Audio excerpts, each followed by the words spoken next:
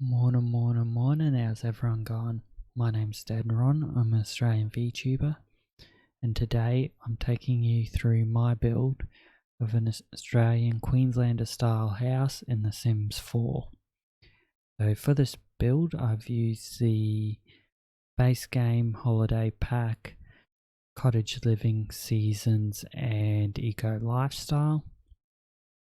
For those of you who don't know, a Queenslander is a style of Australian house that sort of started being built in the late 1800s and continued well into the 20th century. It's typically a light timber frame construction with very good airflow. They're typically built raised off the floor, either partially, creating a sort of storage area underneath, or a full level that is then often turned into a secondary living area.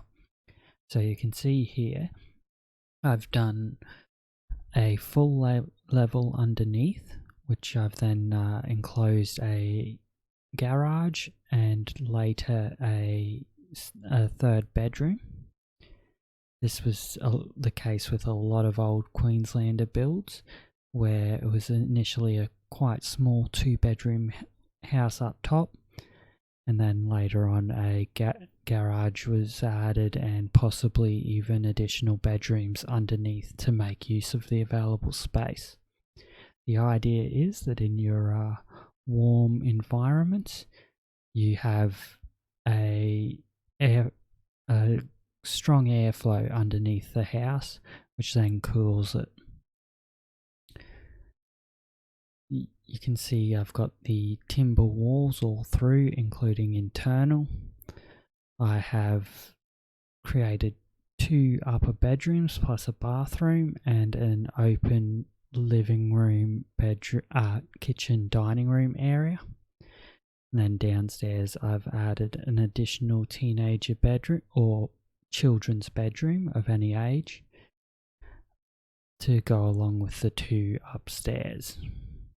The idea of this bedroom was to be a sort of granny flat for a adult or a near adult teenager, which I eventually added a kitchenette for. Upstairs we have the master bedroom, a smaller children's bedroom and a shared bathroom.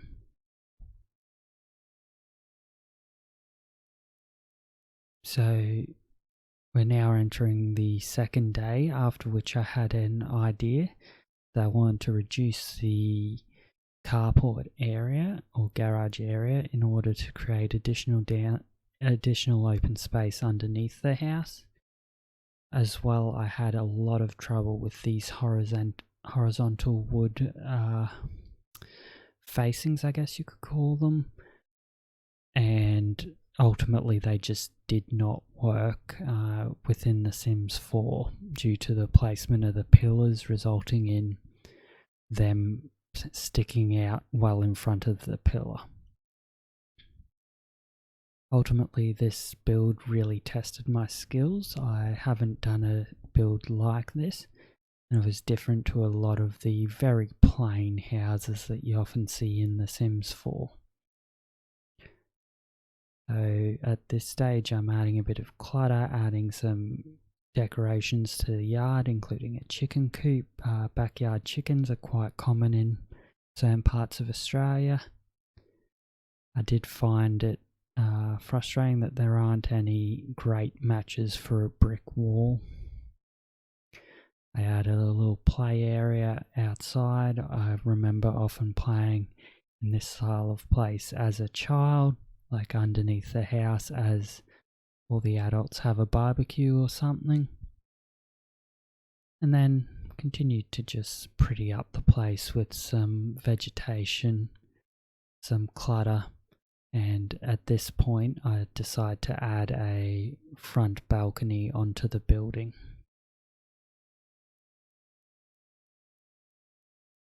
Well, as you see there, I put the kitchenette in, for the downstairs teenager, had a bit of trouble with the stairs. And finally, after playing around with the roof a bit, I wasn't quite happy with just a plain rectangular roof. That is when I decided to add the front patio balcony area. As you can see, I went for large windows and sliding doors that open up fully and allow airflow through the house. I also then went with some screens that open horizontally to allow airflow straight through the house. So presumably for this building, the main airflow is heading through the front of the house towards the rear or vice versa. Got smaller windows on the side and then large windows and vertical screens on the front and rear of the building.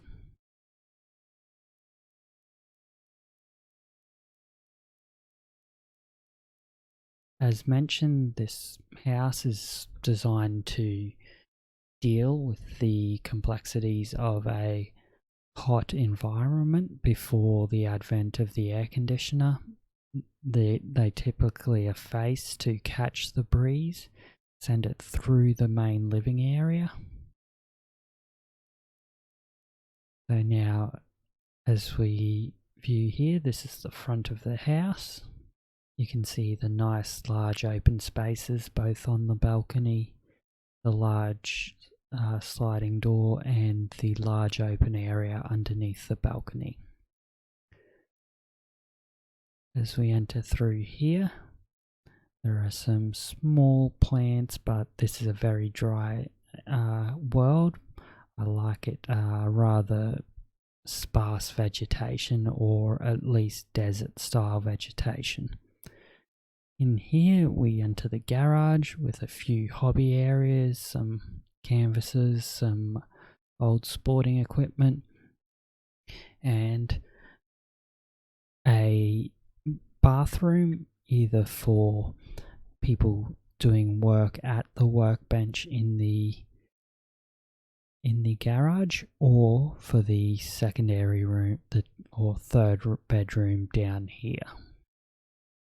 So here is an open entertaining area, including a barbecue and a kitchenette. Here we have the third bedroom with a little study for whoever is in here and a single bed. In the backyard, we have some backyard chickens and a swing set and kiddie pool. We also have the clothesline, which at the time of this build is decorated for Christmas with your green and red lanterns. Now, as we head upstairs, we enter into the main living area, which is a combined living room, kitchen and dining area. In the balcony, you have a nice couch for reading or a table for when you're entertaining and want to sit out, watch the sunrise, sunset, and just generally enjoy the breeze.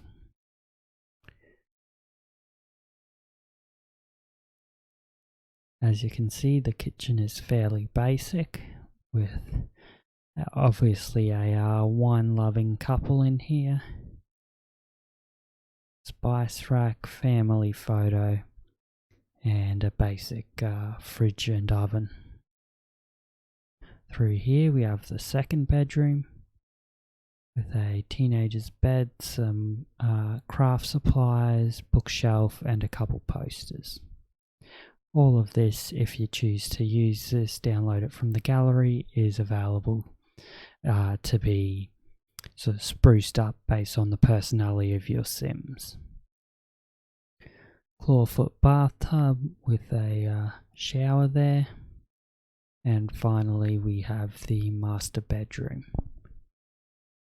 Here we've got a little vanity there with a mirror above it and a double bed and just a few small touches of clutter. So this has been my Aussie Queenslander build. I hope you've liked it. Like I said, this is quite a common build style in Australia. It is uploaded to the gallery. My gallery ID is DeadRonGaming. If you want to check out more of my builds, I'm DeadRon on YouTube, DeadRon_ on Twitch, and DeadRon_ on Twitter. Come check it out. I hope you've enjoyed this. I hope this has taught you a bit about Queenslanders. There is a great article on Wikipedia.